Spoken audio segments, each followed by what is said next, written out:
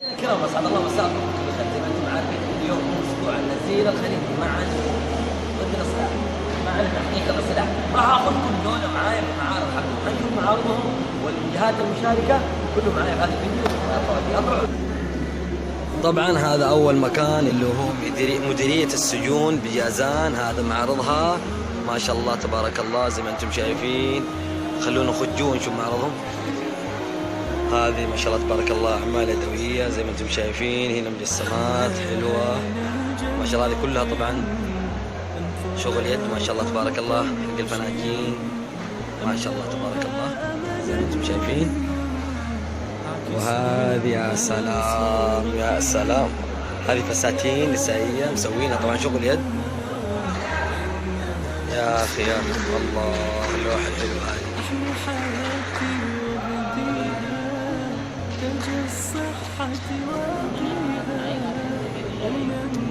طبعا زي ما انتم شايفين هذا التصميم، تصميم النزيل علي محمد الزيد، والله يستاهل يا اخوان الدعم.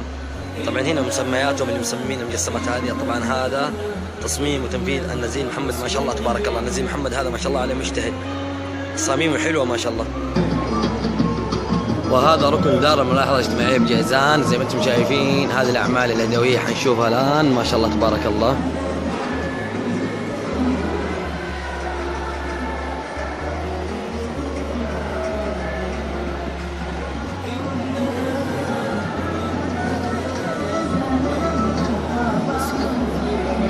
هذه كلها حرف يدوية مسوينها أهل الدار، دار الملاحظة. طبعا هذه رسومات ما شاء الله عليهم ما شاء الله تبارك الله.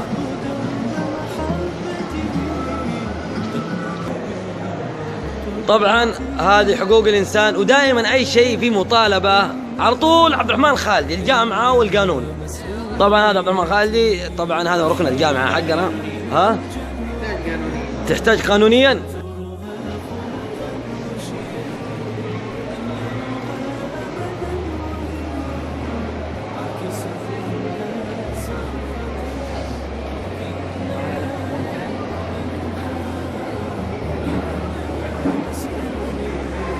طبعا زي ما انتم شايفين الصورة، اللي سوى اللوحة هذه حط جواتها مراية كأنه سجين، فيها رسالة هادفة طبعا يعني من اللوحات الجميلة.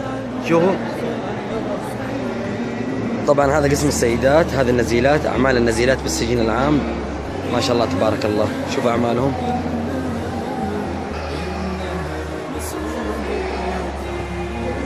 هذه طبعا النزيلات بالسجن العام ما شاء الله تبارك الله، هذا شغلهم.